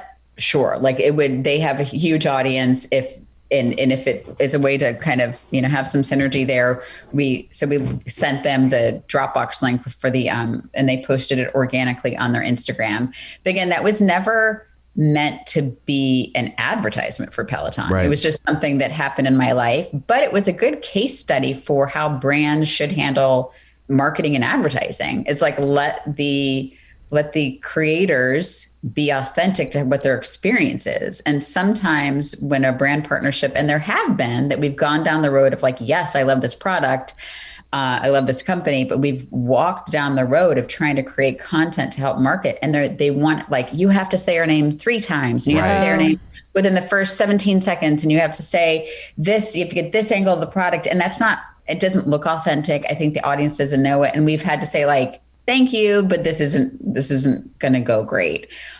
Whereas Peloton, like we kind of in the beginning told the story of how I rolled my eyes at the ad in December of 2019. I was like, found it kind of ridiculous, but it turns out it worked and they loved it. So I think it's a good case study. Yeah. Yeah, I would agree. And I know a lot of times clients have issues where they come to a creator because they like the attitude, and then when you give them the attitude, they're like, oh, but not. Yeah, could you soften it a bit? Could you only say super positive things? Like it's, and so that gets tricky. And so that's why we are careful about who we work with, and the brands we do work with, we 100% love them. Yeah. So. And I think that comes top down from Peloton. I know that we interact with Peloton to some degree. We've had instructors on and whatnot. And like we hosted a Q&A with the CEO, John Foley, a couple years back. And when we kind of had our pre-conference call meeting about what that presentation was going to look like, one of the people on the phone call was like, okay, Tom, but you got to dial it down a little bit because you get a little out there sometimes. And John Foley was like, absolutely not. He's like, I want Tom to be Tom. Yeah, he's like, no. He's like, we want the clip out to be the clip out. Like, this is what they do, and why would we bring them in and then tell them to not? I say this all the time. I book concerts for a living. I'm like, you don't hire Gallagher and then tell him to not smash watermelons. Right. You knew what you were getting when you hired Gallagher. Why would you say that? So no, it's great to hear. I listened, like, I think my first introduction to Peloton, I listened to that podcast, How I Built This. Yes. And was he on that? He was on. He was. Yes. He was on our show first. Just saying. Yeah. Oh, really? He was. He was, yeah. Okay. But I listened to that about just like the chance he took on it. And I loved the kind of the origin story of Peloton. Mm-hmm. So I loved it as like a business concept. It just didn't like work in my life at that time. Totally. So, but that I can obviously, I mean, we were kind of rolling our eyes at them in the beginning, and then they loved the video. So that's really cool to hear. Yeah. And I get that. There's lots of products that I feel that way about. Like if there's too much hype around something, I do the same thing. I kind of roll my eyes at it and I'm very skeptical. And sometimes it works out that I like it and sometimes it doesn't. But if there has been so much hype around Peloton that I totally get why people would come into it with like, seriously, like you guys. I know, it's like how do you what somebody said. One of the other D-bags was like, it sounds like you were in a cult. I'm like, a little bit. Yeah. Like, but like a healthy cult? Like the kind where you're obsessed with your heart rate. Right. So I'm cool with it. And the kind where it doesn't expect you to ostracize your family. Yeah. So... Correct. Yeah. Sign me up. So when the pandemic is over, when the vaccine is in the water supply, and we've all been microchipped or whatever we're supposed to be scared of, do you think you'll stick with Peloton, or do you think you'll head back to the gym?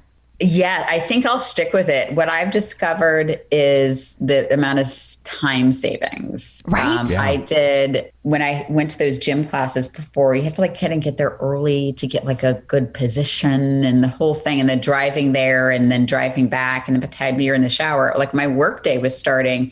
It would take basically almost by the time I was like, I left the door to go back, showered at my computer because we've always worked from home. It was like a 2-hour ordeal. And so this, I feel like it is just like a quick, easy thing. I mean, I'm keeping it. And I am just freaked out enough. Like I don't see me personally returning to a big gym space anytime super soon, although it's been proven as safe and there's been very low transmission at gyms, the whole thing. So I think that's good too. But for me personally, I think I'm just going to hang out at home for a bit. Yeah. I mean, if you have the means, and in this case, you already have the equipment, like at some point, kind of what's the upside? Mm-hmm. Yeah. So I think, and it's working, right? Yeah. And I think that it's working for me right now. And so I think I'm sticking with it. They're stuck with me. Do you do any of the other content, or do you just do the bike rides, or how is that working? I've done the bike boot camps a couple times. So it is weird because like the strength training stuff I kind of do on my own. But then I've done some yoga, and I super suck at yoga. I'm terrible at it, but I'm trying, and it feels very approachable. So like I've done some yoga, but mostly it's the bike. And when the weather's nice, I live in North Carolina, and right now it's disgusting. Mm-hmm. But then when the weather's nice, I will do the runs. Yeah. So they're on the treadmill, and I'm just playing my phone and go for it. It's great because so many times they'll be like, oh, if you are running outside, here's the halfway point, go ahead and turn back. So it makes it totally accessible. Been great. So I haven't done that. I mean, in 2021, just because the weather's been disgusting, but soonish I'll start doing that. Yeah. How does the halfway point work? I mean, because I got to think if you're running a long period of time, the halfway point in terms of your energy level isn't the same way as the half point in terms of your distance. It's close. Well, what I do is because I used to run like half marathons and stuff. Mm-hmm. And I have no interest in ever doing that again. So I'll do a half hour or 45 minute, and that'll just be my out. Like I'll run out, and then because I know the trails around here and everything. And then I'll do kind of like a walk back, and I'll listen to an audiobook or a podcast or something, and I'll walk back, and that'll be that was like my Saturdays and Sundays when I had more time. I would do like so I would tack on some. That's a good way to do that. I like that. Yeah. As far as like the video, how long does it take you to like record something like the Peloton video, to put that all together, those 5 stages? I wish I could tell you that we spent a lot of time in our videos just like really perfecting our craft, but we don't. So we have no time for more than one take. So that video, I mean, it just, I was talking to Anne-Marie, who's my friend, producer, and we've done a lot of these like 5 stages of fill in the blank videos. Okay. And she's like, okay, we need to do 5 stages of Peloton. And it wrote itself. Like we sat there, we opened a Google Doc, and she and I were just like, yes, anding like the whole, and we wrote it in probably 15 minutes. And then the next day, we have this weird costume closet. And so the next day we shot it, I mean, in less than an hour. I mean, it wasn't a long shoot. And then most of the time came from me like having to change outfits. Yeah. And then it was a super easy edit. So we like shot in an hour, edited in like an hour or two maybe, and then we posted the next day. Oh my God. Wow. That's we don't spend like I think the videos like that we spend a lot of time on, it's so funny. They don't do as well. And then once we kind of slap together and like one take, you got one take and like, yeah, I could have done that better, but no, we don't have time for that. Well, I loved when you dressed up in the Wicked costume. I was in my feelings there. That like we had green makeup upstairs. I mean, the whole thing, it was, our house is weird. I love that. So I'm just curious, like the kind of the timeline of your guys' journey with these videos. At what point, because you mentioned you have like a producer, at what point did you kind of realize we need to bring in outside help? That's a great question. Penn and I, so 2013, we put out that Christmas video. It went viral, but because we're idiots, we didn't realize that like you could make money off YouTube or Facebook or anything like that. So for the next 2 years, we would put out videos occasionally because it was fun to do. Mm-hmm. But we were working for other clients with our company, Green Room, which is now part of Walk West. So we were still doing full-time video production and social media for other companies for that first 2 years because we're complete idiots. And then finally it got to the point where we would get approached by brands and then we were starting to monetize on YouTube that we're like, gosh, we're making more money doing this. And it didn't make sense. Yeah. So we still sit on the board, but and we parachute in for bigger like video projects, like behind the scenes, like Penn has done some stuff that's gone viral for people behind the scenes over the past few years. But I say that's like probably like 6 videos a year we'll do for other people now. And then, so we went we probably went 2 years of just he and I doing it, cranking it out. And our marriage was hard on our marriage because although we have very different jobs, there was never a time when we weren't working. Yes. Right. And so we had zero boundaries about work. It was like on the phone at bed at night. Oh, did you do this? Did you do this? Why didn't you do this? This is sounding eerily familiar. Yeah. And so, and it's funny because we have a book coming out at the end of March and it is about our, because we went to counseling. Because we have a great marriage, but it was when it's consumed with work and when your work is your family, right? It got real twisted. And we both said, I'd rather be married than do this stupid video thing. So we needed a change. So we hired Anne-Marie. We'd had some photographers and producers come in and nothing really stuck before. And then Anne-Marie, who we had known for a while, came in. And she has a musical theater background, but is an expert in social media. And she's a unicorn. And she was able to take enough off of both of our plates. Yeah. That our relationship changed, quite honestly. And we were able to work together from 9 to 5 and then be married. And so that was 2 years ago. And then we hired right before the pandemic, last February. It was like we hired somebody else named Sam who helps us edit graphics, website. She helps shoot stuff, like she shoots stuff on her own. And we hired her last year. So that's 2 full-time people, but then it allows us to be like, hey, I have an idea for a video. We can shoot it. We can send it off to Sam who can edit it. Anne-Marie can post it. So we have been we're in masks. If they come over, they're in masks and we're distant, but mostly they're working from home so we can shoot it, do all that stuff and then send it off. That was a really long answer, but no, it's great. It's a fascinating answer. Yes, that was awesome. We discovered that we could do more of what we are good at if we took the chance and spent and invested on people who could do what they were good at. I sucked at like keywords, SEO, blog, like web design. Like I can't do that. Get out of our head. Yeah. Like this is wow. Yeah. That's fascinating. And just the psychic weight of it was like, and the stress of it and it changes all the time, right? Like how you upload a video and how it gets monetized, like that changes all the time. And if I'm always doing that, I can't think of this silly script about wearing a green with, painting my face green in Peloton. So the timing of bringing on Sam right before right before everything shut down was like fortuitous as well. We didn't know if we could how long can we afford two full-time people? Totally. We were like doing the math and it was super scary. We're like, I think this makes it work, but because we had them, we could create more.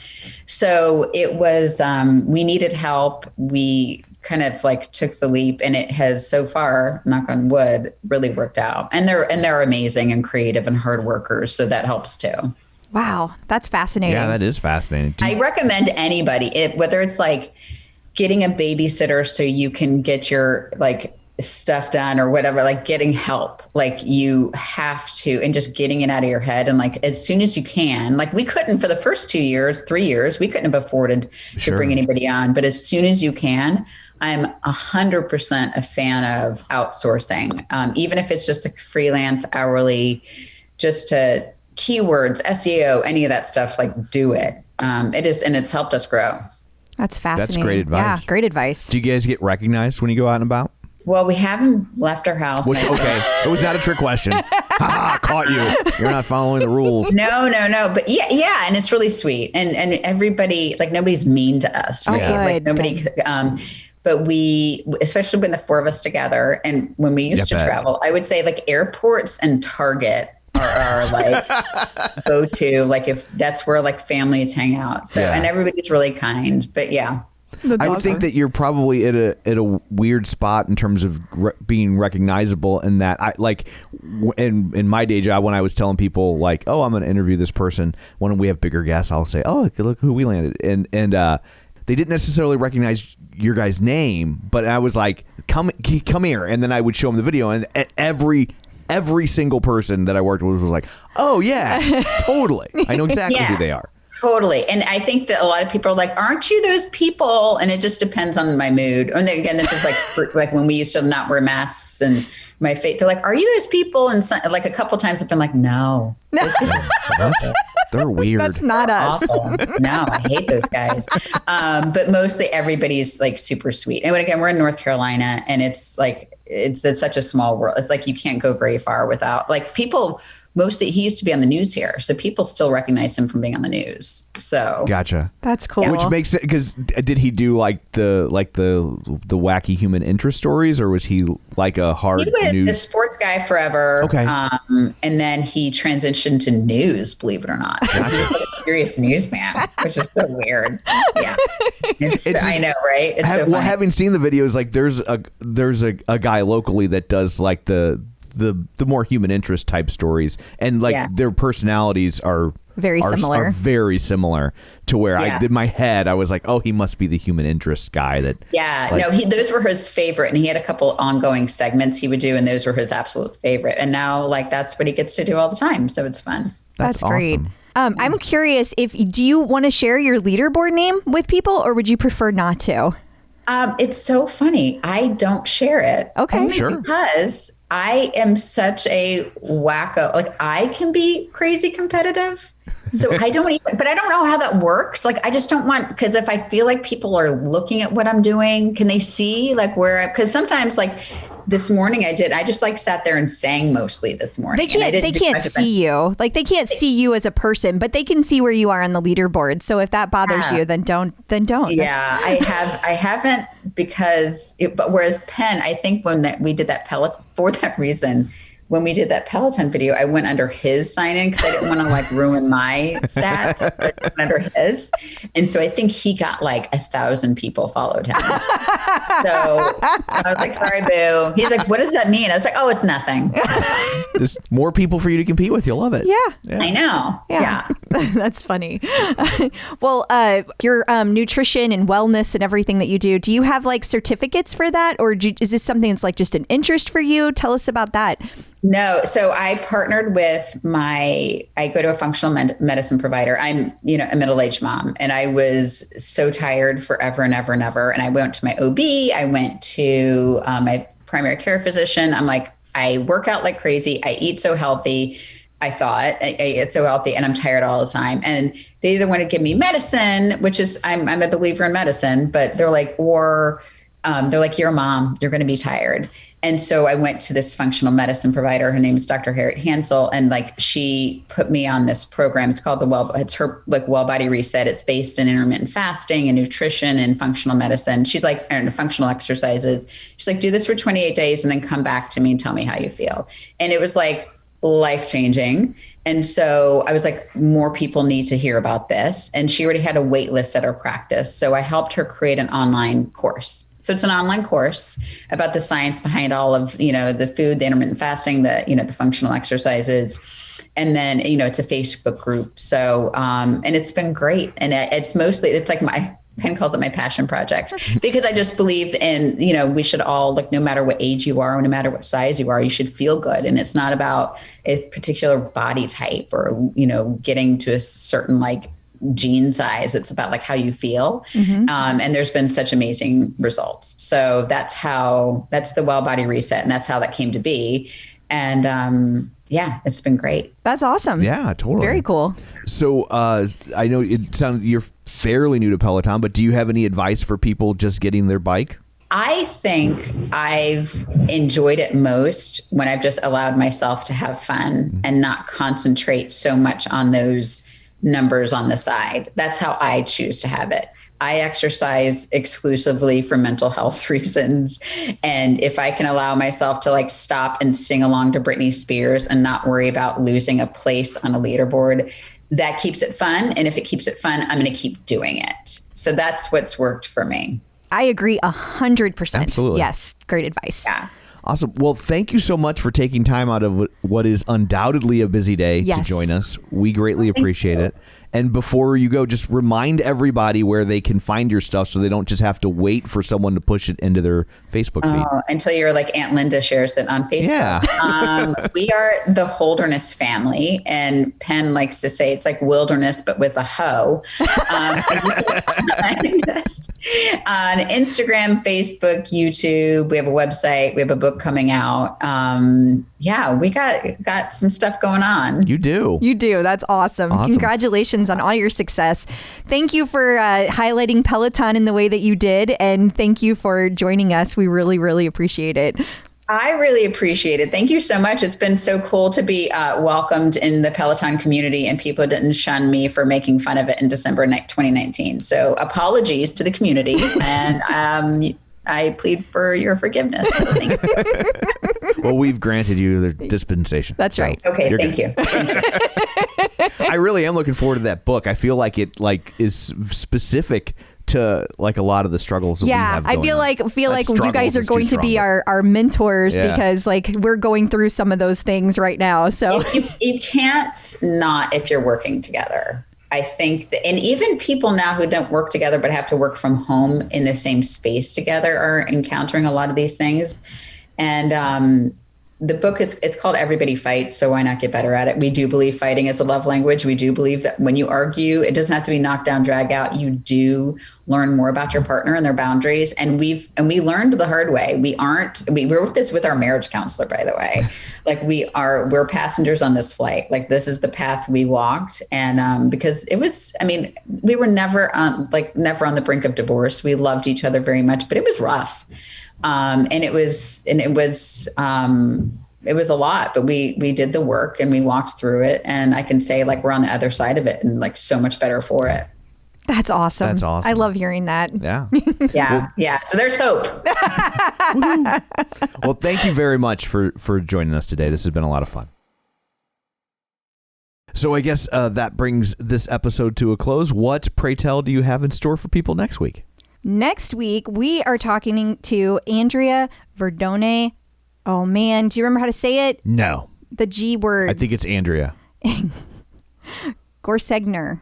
Okay, I totally just butchered her name. But the point is that Andrea is the woman who rode for 24 hours straight. 24 hours one. That is correct. So what a fun interview. She's amazing. I absolutely love talking to her, and I apologize for butchering her name. And we got her after she had done the ride, so she has all the details on what it was like to ride her Peloton for 24 consecutive hours.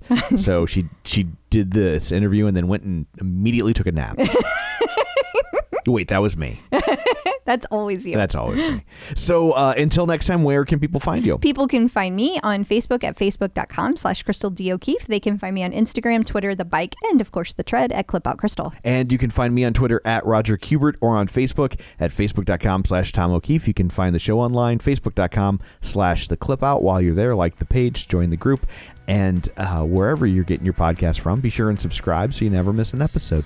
So that's it for this one. Thanks for tuning in. And until next time, keep pedaling. And running. Clip in.